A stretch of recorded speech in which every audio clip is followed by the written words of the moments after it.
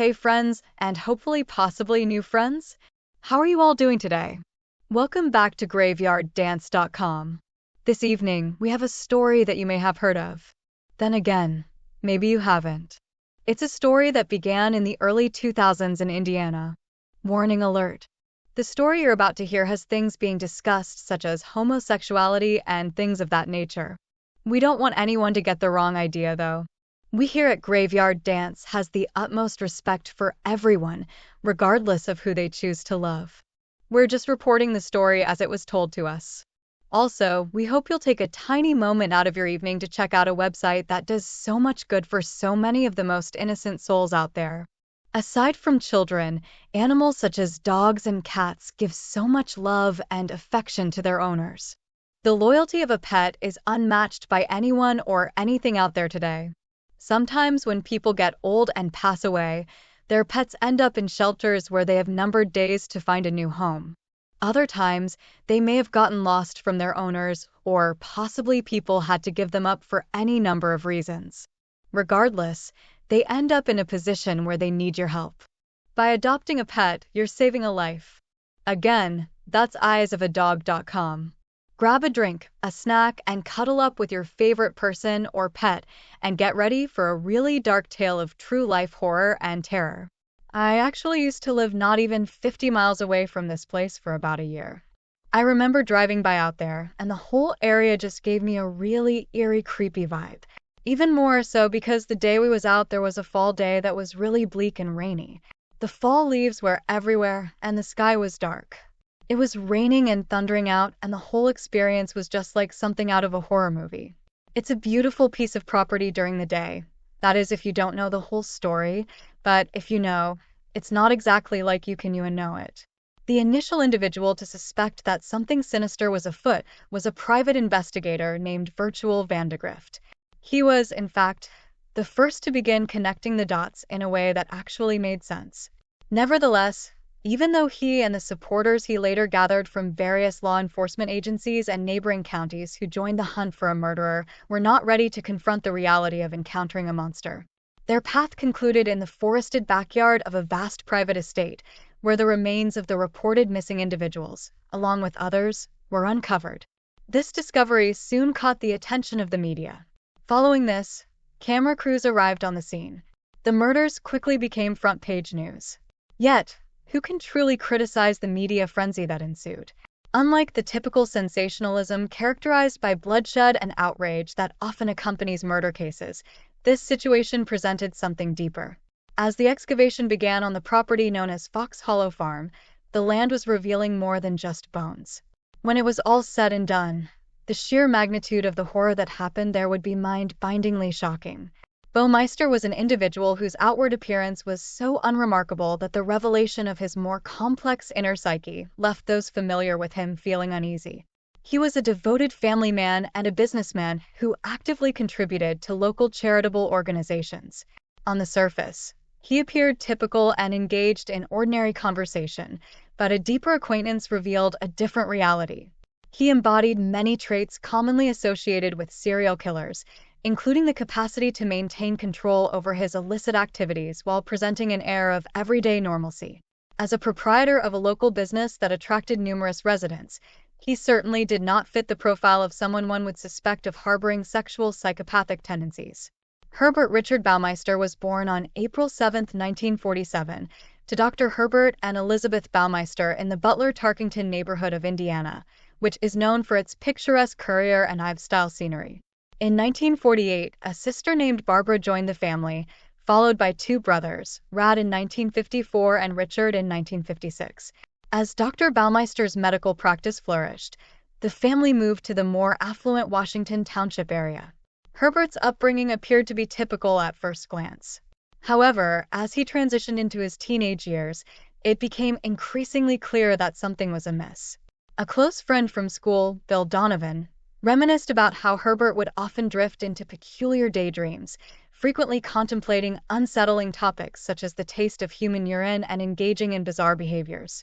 On one particular morning while heading to school, Herbert found a dead crow that had been struck by a vehicle and decided to place it in his pocket.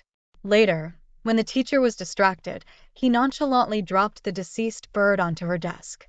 His irresponsible actions and erratic conduct soon drew the attention of his father, who subsequently arranged for mental health evaluations for his son. A comprehensive series of evaluations ultimately led to the diagnosis of the boy as having schizophrenia, characterized by a dual or multiple personality foundation. However, there is no documentation indicating any subsequent treatment. This situation arose because North Central High School prioritized sports activities. The studious and somewhat socially awkward individual struggled to integrate into the popular crowd. Despite his attempts to fit in with his peers, he found it difficult to connect and ultimately retreated into solitude, spending countless hours alone. Regarding his romantic pursuits, his friend Don noted that there were no instances of him dating. In fact, I never witnessed him engage in any dating activities. During his time in college, he continued to feel aimless. He left school after his first year but returned sporadically for a semester here and there over the next 4 years, ultimately failing to earn a degree. However, due to his father's determination, his father was a well-respected figure in the community. He secured a position as a copy boy at the Indianapolis Star, the city's major newspaper. Gary Donna, an advertising executive who was employed by the paper, recalls that Herb was particularly sensitive about how he was perceived and treated by those in higher positions. He had an intense desire to establish himself and make a name for himself. He was well-dressed and enthusiastic, yet still felt out of place. An unusual event took place when Herb volunteered to drive Donna and his friend to the Indiana University football game, hoping to integrate himself into their group. On the day of the game, he arrived in a hearse, likely obtained through connections from the hospital where his father worked. With lights flashing, he sped towards the game, laughing all the way. As Donna recalls, people began pulling over to the side of the road. He even wore a chauffeur's cap, which he found amusing. However, Donna, along with her friends and their dates, were left wondering about the eccentric individual behind the wheel. The strangeness didn't stop there. It wasn't long after he began his employment at the Bureau of Motor Vehicles, a position that his father is rumored to have helped him secure, that he started exhibiting erratic behavior towards his colleagues for no apparent reason. His time there was characterized by peculiar actions, as noted by former coworkers and others. One Christmas, he attracted attention by sending out a card featuring a photo of himself alongside another man dressed in drag. Despite experiencing interpersonal conflicts within the workplace and a tumultuous deployment, the Bureau still recognized an evident go-getter attitude combined with a notable level of intelligence. It wasn't long after Herbert assumed the role of program director. While others might have embraced the challenge with professionalism, Herbert's antics only intensified and thrived. Those familiar with him described his humor as peculiar. During his time at the BMV, this manifested in an incident where he urinated on his boss's desk, making it widely known in the office who was responsible. Remarkably, Herbert managed to evade termination until he urinated on a letter that was addressed to the governor of Indiana. You seriously can't make this stuff up. Can you imagine having to work with this freaking weirdo? In November of 1971, Herb wed Duty Sater at the United Methodist Church located in Indianapolis. Duty, a college graduate, was introduced to Herb through a mutual friend. She found herself drawn to the tall, light-haired young man named Baumeister. During their first conversation, they quickly realized that they had numerous interests in common. Both were affiliated with the Young Republicans and shared aspirations of starting their own business someday. In the latter part of the 1970s, Julie made the decision to leave her position as a high school journalism teacher to focus on building a family. At that time, she was also earning a respectable income working at the Bureau of Motor Vehicles. In the years following the births of their children, Murray in 1979, Eric in 1981, and Emily 3 years later, Julie was compelled to return to teaching after her husband was asked to leave his position at the BMV. To help supplement their family's income, she took on a variety of odd jobs. Eventually, he found employment at a thrift shop. Although he initially perceived this job as menial, he soon recognized the opportunities that such a place could offer. After discussing it with Julie and drawing upon the knowledge he had gained about managing such an establishment during his 3 years there, they decided to invest their savings into starting their own store.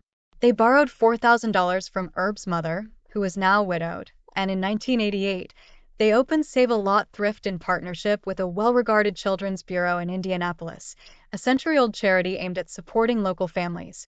The store, situated on 46th Street, specialized in selling pre-owned clothing, household items, and various second-hand goods. The inventory was technically owned by a charitable organization, which received a contracted percentage of the sales revenue. Customers found the Save a Lot store to be well-organized and stocked exclusively with quality products. It quickly became a favored shopping destination for families looking to save money. Before long, Herb and Julie Baumeister garnered significant acclaim from the Children's Bureau, as their compassionate efforts greatly benefited from the couple's evident managerial expertise. In its inaugural year, the store generated an impressive revenue of $50,000. Before long, they established a second store. By 1991, the successful entrepreneurs, the Baumeisters, transitioned from their middle-class residence to the trendy Westfield area, located nearly 20 miles from Indianapolis in Hamilton County. In this new location, they purchased an elegant Tudor-style home known as Fox Hollow Farms through a contract. This impressive property featured 4 bedrooms, an indoor swimming pool, and a riding stable.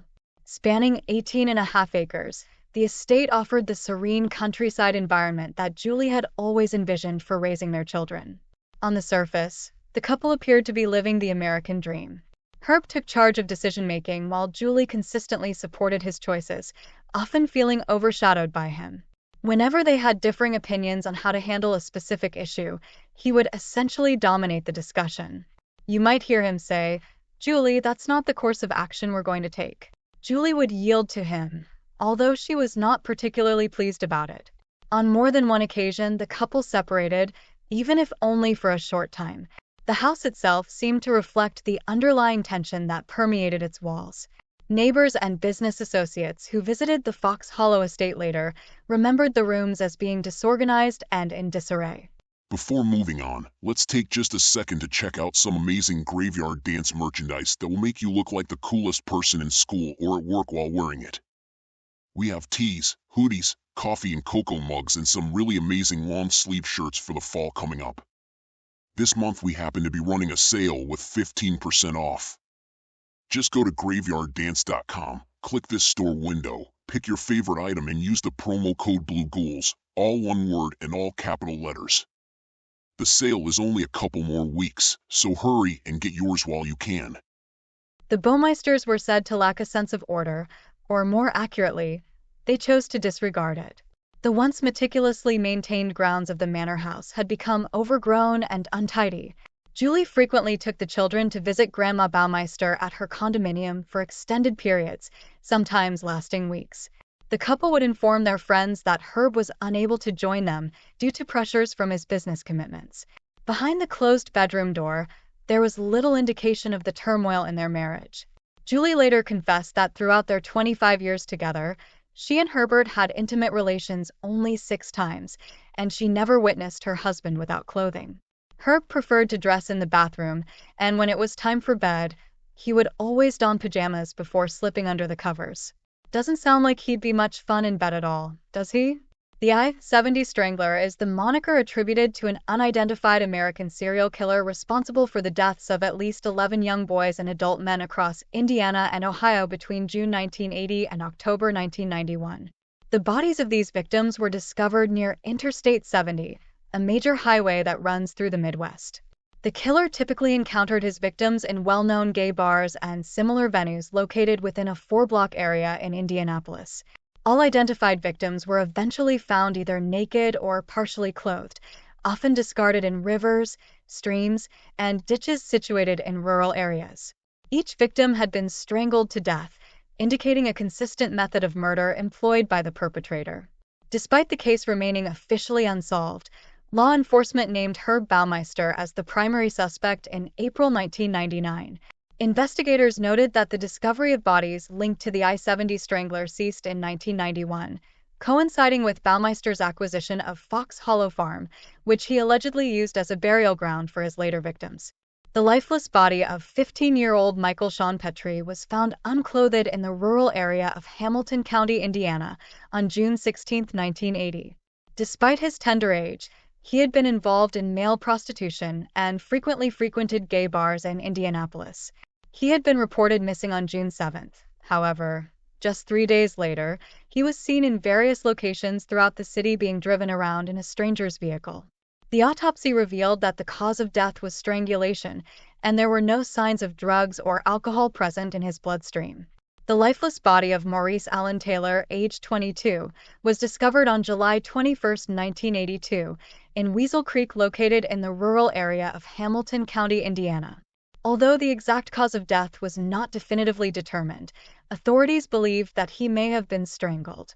Taylor was known to be homeless and resided in the boiler room of an apartment building in Indianapolis. Due to his financial hardships, he engaged in providing sexual services at various gay bars. The remains of 29-year-old Michael Allen Mike Glenn, found only in his underwear, were discovered in a ditch close to Eaton, Ohio on August 15, 1986. He resided independently from his parents in a trailer park situated on the outskirts of Indianapolis and earned a living as a handyman. The precise date when he went missing was never determined. Upon examination, strangulation marks, likely caused by a rope, were observed on his neck. It took 3 years after the discovery for him to be identified through fingerprint analysis. In another case, 21-year-old James Boyd Robbins Jr. vanished on October 15, 1987, around 10 p.m., shortly after departing from his mother's residence in Indianapolis and heading towards the southern part of the city. His lifeless body was located 2 days later, on October 17th, in a ditch in rural Shelby County near Interstate 70 south of Gwinnettville. His remains were found unclothed and also exhibited signs of strangulation. During the investigation into his murder, law enforcement officials discovered 2 witnesses who provided contradictory statements. One witness asserted that they had observed a red Jeep Wrangler Renegade in proximity to the crime scene, while another witness insisted that the vehicle in question was a Chevrolet Blazer. The remains of 26-year-old Stephen Lynn Elliott were discovered on August 12, 1989, in a rural area of Preble County, Ohio, close to Interstate 70. He was found wearing only his underwear and had been strangled, likely with a rope. Elliott's father informed the authorities that after his son publicly came out as gay in 1979, he left the family home and became involved in prostitution, which led to an alcohol dependency. Clay Russell Boatman, a 32-year-old licensed practical nurse, went missing on August 14, 1990. He left his apartment in Richmond, Indiana, to visit Our Place, a local gay bar. His body was later discovered by children playing near Eaton, Ohio, showing evidence of strangulation. When questioned by investigators, Boatman's family denied any knowledge of him being homosexual. Thomas Ray Clevenger Jr., 18, vanished without a trace on September 6, 1990, and his semi-nude corpse was later found at an abandoned railroad track near Greenville, Ohio. Clevenger grew up in a poor neighborhood of Indianapolis, and shortly before his death, he engaged in prostitution near gay bars to earn money, a fact denied by his mother and sister. The remains of 42-year-old Otto Gary Becker were discovered in a ditch adjacent to a gravel road in the rural area of Henry County, Indiana, on August 6, 1991. During the investigation into his murder, law enforcement officials identified multiple witnesses who reported having seen Becker traveling in a vehicle with another male driver heading northbound on Interstate 70 near Indianapolis.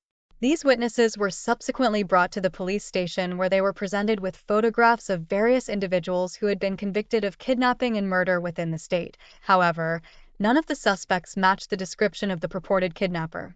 These were just a few of the many strange and disturbing cases of missing young men that all seemed to center around the strange and disturbing Herb Baumeister. As previously stated, in May 1988, the Baumeister family acquired and relocated to Fox Hollow Farm, an 18-acre estate established in 1978, situated off 156th Street and the Monon Trail in Westfield, Indiana. In 1994, while playing in the wooded area of their backyard, Baumeister's son discovered a complete human skeleton that was partially buried. Baumeister told his family that it was one of his father's dissecting skeletons. He subsequently stored it in their garage and later reburied it in the garden after cleaning out the garage. Nothing weird about that at all, is there? On June 24, 1996, investigators unearthed human bone fragments belonging to at least 11 individuals that had been interred in the wooded area of Fox Hollow. A subsequent search conducted on December 4, 2022, resulted in the discovery of one additional bone and the identification of 20 more potential sites where further remains may be buried underground. Since the initial findings, only 8 victims have been positively identified. The remaining 3 sets of remains have yet to be matched with identities, although they are all presumed to be male and believed to have fallen victim to homicide. The Hamilton County Coroner's Office has made a public appeal, urging anyone who has missing family members from the mid-1980s to mid-1990s in the Indianapolis region to participate in DNA testing. This initiative aims to assist in the identification of the victims' remains. As of January 2024, forensic specialists are actively engaged in efforts to identify nearly 10,000 human remains that were recovered from Fox Hollow Farm. Here's some other victims that could possibly or more probable that are associated with Herb Baumeister. John Lee Johnny Bayer, 20, went missing on May 28, 1993. Jeffrey Allen Jeff Jones, 31, went missing on July 6, 1993. Richard Douglas Hamilton Jr., 20, went missing on July 31, 1993. Alan Lee Livingston, 27, also went missing on August 6, 1993. His remains were recovered in the initial search of the farm in 1996, but remained unidentified until October 2023. Stephen Sperlin Hale, 28, went missing on April 1, 1994.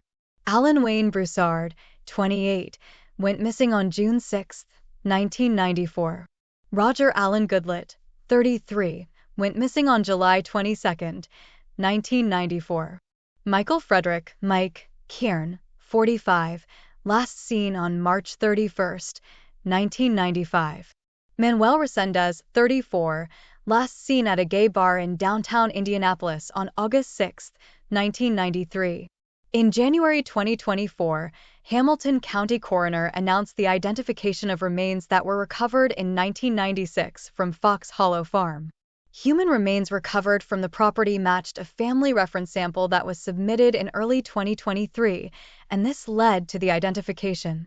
Authorities have publicly and posthumously associated the unresolved case of Jerry Williams Comer, who was 34 years old at the time of his disappearance, with Baumeister.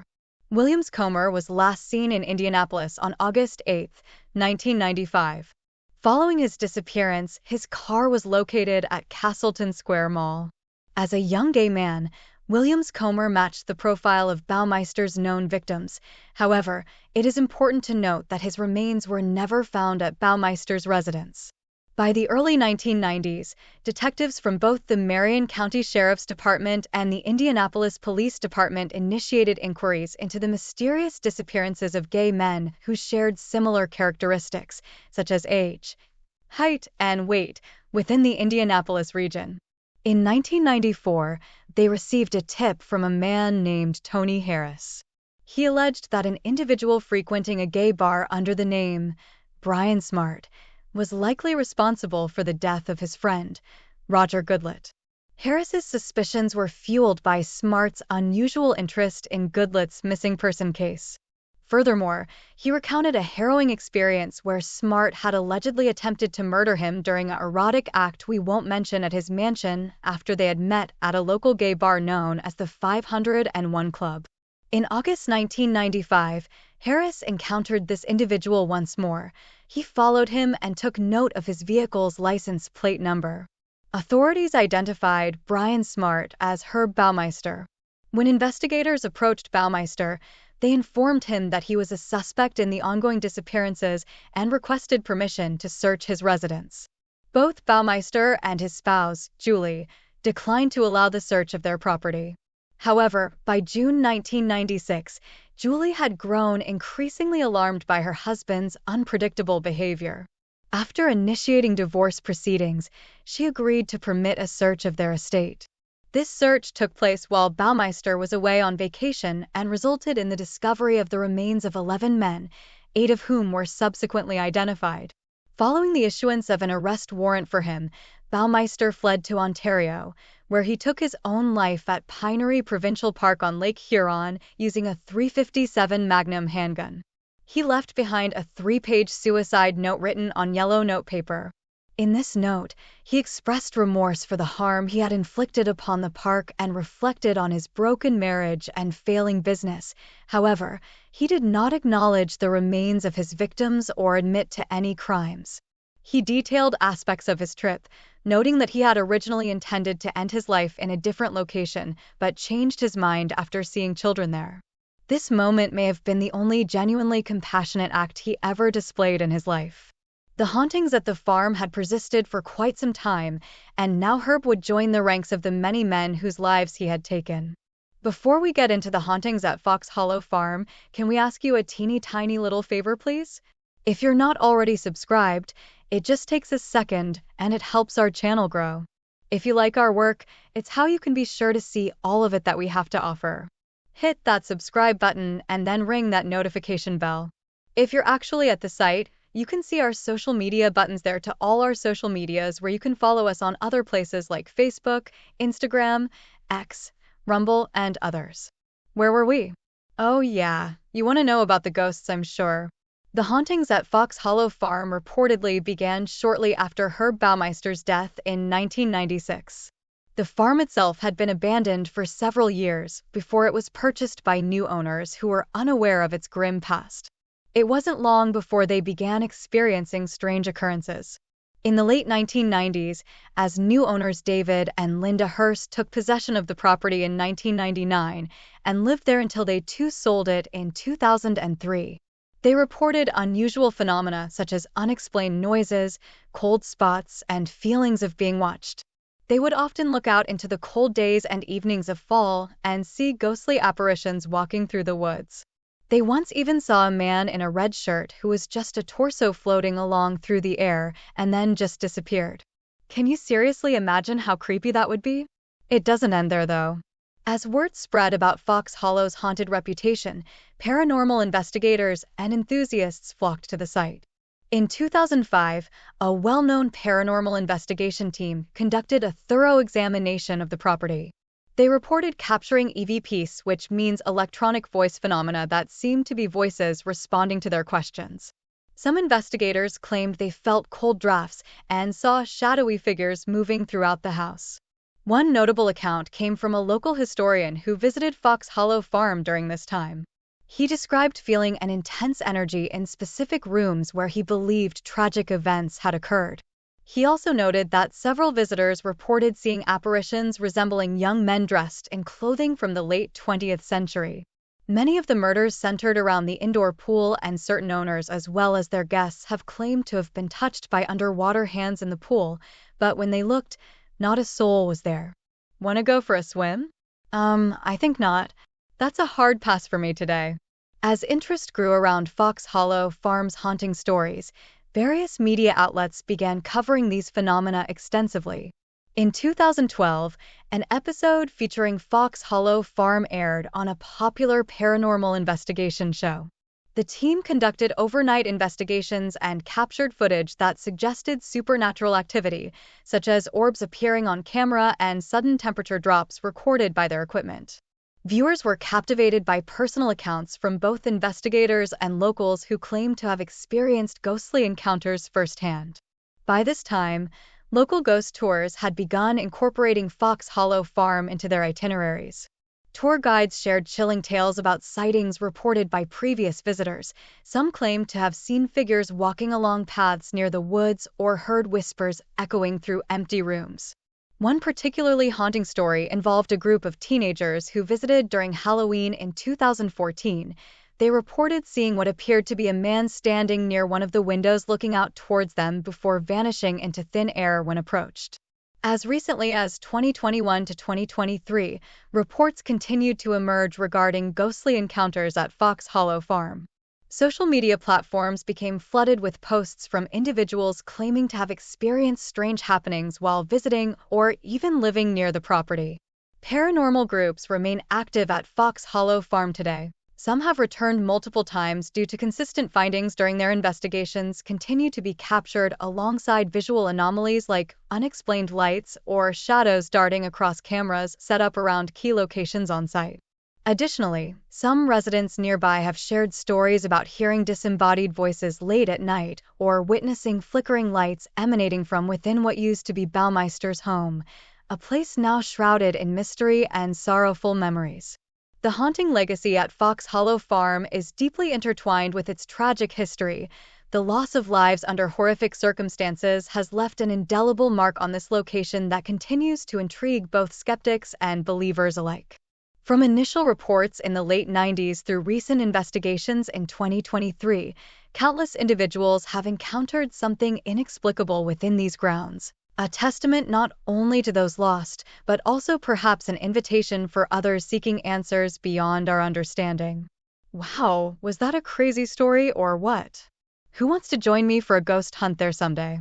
If you happen to live in the southeastern part of Missouri anywhere, and you'd be up for joining an occasional ghost hunt, we are looking to put together a few people who would like to join us as we do a few live videos throughout the year. It would be kind of like a modern-day version of the Scooby-Doo gang, complete with the cool van and all.